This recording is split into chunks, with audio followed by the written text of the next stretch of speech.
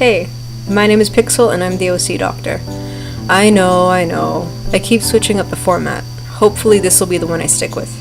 Today we're going to be looking at a character called Ro Johnson, created by Roberta III. Let's start with the backstory.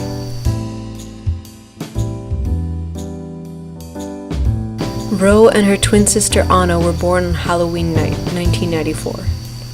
Her father was a drug addict who owed debts to shady people. While he was away, said shady people broke into his house wearing Halloween masks, beat his pregnant wife, and stole several valuables. Being beaten so brutally made Ro's mother go into labor, and she gave birth to the twins. The couple didn't have the money to go to the hospital, so the twins remained unregistered. Her family lived in the middle of nowhere in Kentucky, with only one neighbor that was far off, and had some chickens, and a small garden. They lived mostly off of what they grew, and had a pretty secluded existence. Because of this, the twins never learned how to properly socialize. As a child, Ro starts to develop early onset schizophrenia, presenting in visual and auditory hallucinations. Around the same time, Ro grows an incestuous love for her twin sister, and she wanted the love to be reciprocated. Her father recognizes her symptoms, having been suspected of mental illness himself as a child. Ro's parents first go to talk to Anna about it, and say that Ro is going to need some special care. At the first chance Anna gets, she tells it all to Ro. Finding this out, their father takes a confused Ro for a walk to explain everything. Ro forgives Anna and continues trying to pursue her. Anna was in a state of constant frustration, because she had no friends. Ro pushes on her a bit more, and Anna blows up in her face and begins to hate her. The author said that they finally had one thing in common, frustration. But Anna seemed to be a nice child. She wore pastels, liked roses, didn't hurt the chickens, which makes me wonder if Ro did, and at times tried to help Ro. Anna was a bit of a brat, but mostly because of a lack of social and communication skills. She was jealous of the attention Ro received, even knowing that Ro needed special attention. Ro internalized her feelings about Anna and tried to act like a normal person, and even got into a relationship. Ro still loved her sister, and even though she was hurt by Anna's meanness, she wrote off everything negative Anna did with sayings like, "She doesn't understand. She won't do it again. I'm sure she feels the same way about me that I do about her." She inevitably got frustrated with her sister's refusal to return her feelings, and tried to find comfort in a relationship with the neighbor's son, even engaging in dirty activities with him. Ro had an intense 3-year education by an ex-teacher who her mother took care of. It was here that she found out that she really liked learning. This education was ended when the teacher developed dementia and passed away. Ro's mother was mentioned in her will and inherited a small share of money and all of the woman's books. Anna refused to learn anything from anyone and remained illiterate. In October, Ro's mother found out that Ro's father never got off heroin like he said he had, catching him in the act. She sobbed and yelled at him, drunk and high out of his mind and not even recognizing his own wife, but a stranger who was threatening him. He hit her over the head with a bottle of whiskey, causing her brain to hemorrhage. She passed out and died shortly. Ro was going up the stairs and her father saw her. He stepped over her mother's body and picked Ro up, taking her into her room and putting her and Anna to bed. Ro waited till she thought it was safe. She went downstairs to see her mother, but she was already dead. She thought that as soon as her father was off of his high, he would kill her and Anna, so she decided to kill her father. She took a knife to his room where he was passed out. She tried to bring herself to do the act, but could only manage a scratch. Anna came in to see what was happening and became afraid of Ro, trying to convince her to get away from their father. Ro refuses and throws a fit. Anna hit her twice to get her to stop, and this sends Ro into an episode. She begins to realize that she was lying to herself about Anna this whole time, and that Anna really did hate her. She became infuriated and kicked Anna as hard as she could, sending Anna backwards, causing her to hit her head on a nightstand. Ro hits her again and again, only stopping when she sees that Anna is bleeding from the head. Ro felt guilty for her mother and sister's deaths, and after hours ran away. She broke down in the middle of the woods and stayed like that for weeks, barely eating. She eventually forgot about her mother, only being able to think about her sister. Ro's father wakes up in a hospital after a passerby smelled the rotten scent coming from the house and called the police. He cannot remember anything from that night, and the police speculated that his wife and daughter were murdered by someone who he owed money to. He is later arrested for possession of drugs and not declaring his only child, Anna. He keeps his mouth shut about Ro to get a shorter sentence. He misses his wife and children, but believes that Ro is still alive and has been sold in a human trafficking ring. Ro comes to her senses in about a month and a half and struggles to survive. To satisfy her want for murder, she beats children and either strangles or drowns them. And her victims get older as she gets older. She blames her father for the death of her family.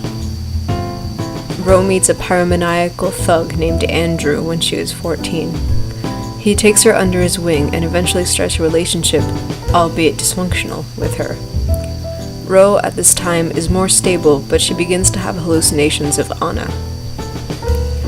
At 15, she begins to smoke and drink in order to need less food and be less cold, and is titled the Kentucky Slasher for her manner of killing.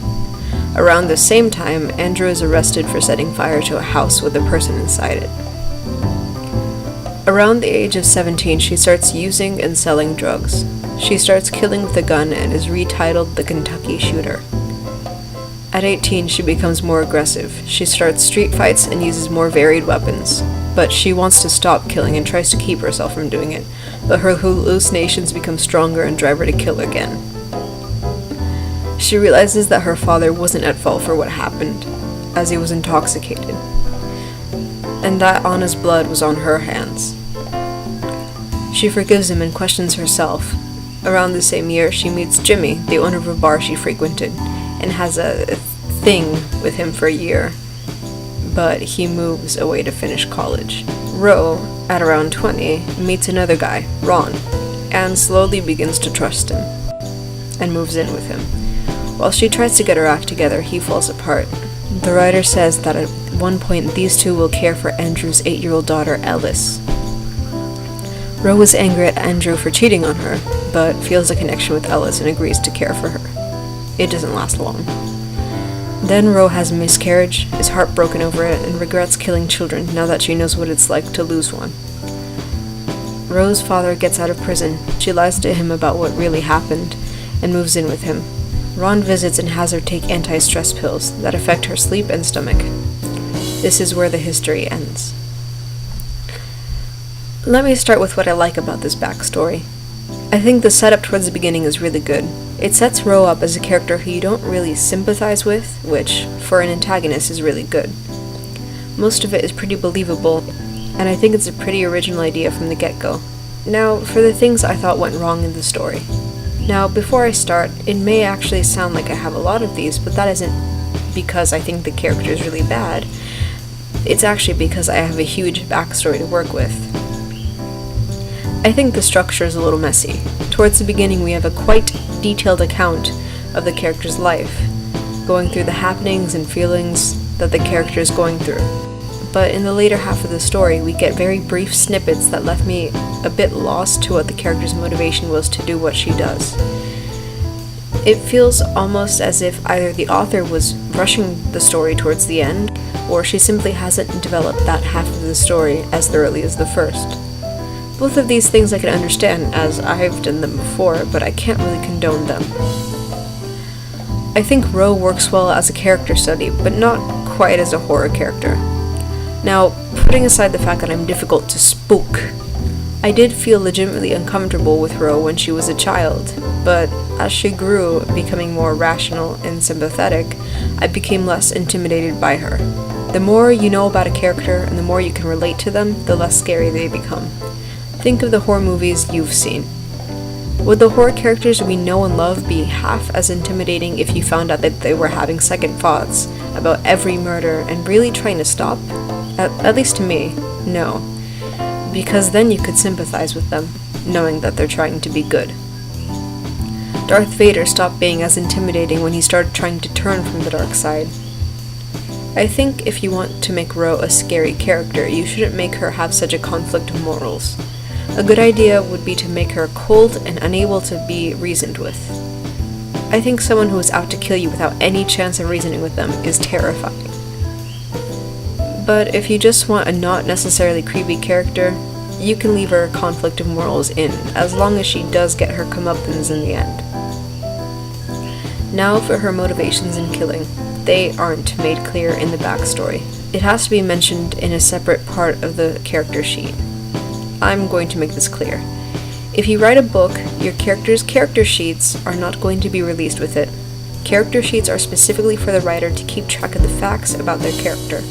Your reader should be able to see your character's personality and motivation just by reading the backstory, which is why I recommend writing your character's backstory before writing anything on their personality or motivation, as their personality and motivation should not only be shown through the backstory, but it should also be made by the backstory. The experiences someone has shape the person they turn out to be. The personality and motivation sections of character sheet are only there to make said parts of a character clear. Her motivation is said to be stress relief. Killing makes her calm, and when she's calm, her hallucinations settle down. But considering how traumatized she seemed to be at accidentally killing her sister, and how afraid she was to kill her father, who she had seen murder her mother, I don't think she would willingly kill again. The author says that she was comforted by the silence and peace that came when her sister and mother were dead, which makes it seem like she hated her mother and sister. And if she likes the silence, I think she would be more likely to just stay alone rather than kill. The act of killing itself is very noisy, and it would be a lot easier and a simpler conclusion to just stay alone. I suggest having her have to kill just one more time out of necessity. Say she's attacked, kills in self-defense, and finds that it calms her. This might make a little more sense. I don't quite understand what's with all the relationships the character goes into.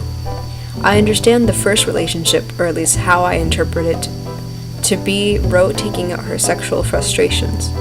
I can't tell why she feels the need to get into a relationship. When it comes to horror characters, having them fall in love is incredibly difficult to get right if they're not a romantic murderer. I wouldn't have a problem with it if it was treated as more of a transaction. They give her a place to sleep and food, and she gives them whatever they want. But it really seems that she loves these men romantically. People, especially damaged people, don't get into relationships just because, and that's the impression I get from Ro. She seems to enter these relationships just because. Now for her personality. She's said to be overall cold, hot-headed, unstable, paranoid, and obsessive. She's a serial tie cutter, not letting people get close to her, which I understand when she comes from where she does. But this puts another big hole in the several relationships she has. If she cuts ties so quickly, when would anyone have the time to form a romantic relationship with her? Her killing trademarks are killing people with brown hair and blue eyes. I swear my hair is red, not brown. Robbing her victims after killing them. She doesn't kill children or the elderly. Most of her victims are female, and she usually aims for the head.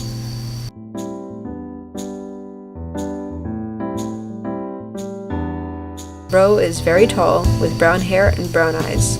She's very average looking, which is really good for murderer characters. Aside from her height, nothing really makes her stick out too much. I really like her appearance. The biggest issue I see with Ro is inconsistency. She is made out to be sent into a panic because of her past killings, but then said to be calmed by killing. She's made out to be cold and uninviting, but goes through several relationships. The diagnosis I give is inconsistent motive, denial of fact, plot holes, and unfit to genre. Her final score is 68 out of 75. A bit of work on the story to iron out some issues would do this character good. I really like this character, and I hope the author continues to work on her.